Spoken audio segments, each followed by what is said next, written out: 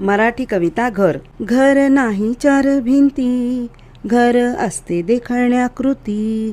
घर नाही एक वस्तू, घर म्हणजे आनंदी वास्तू. घर नाही नुसत्या खोल्या, घरात हव्या बाहुल्या ओल्या. घरात वाजी व्हाळा, घर शिक्षणाची पहिली शाळा. घर नाही नुसता पसारा, घर नाही केवळ निवारा. घराला असते कहाणी, घराला असतो आपला चेहरा.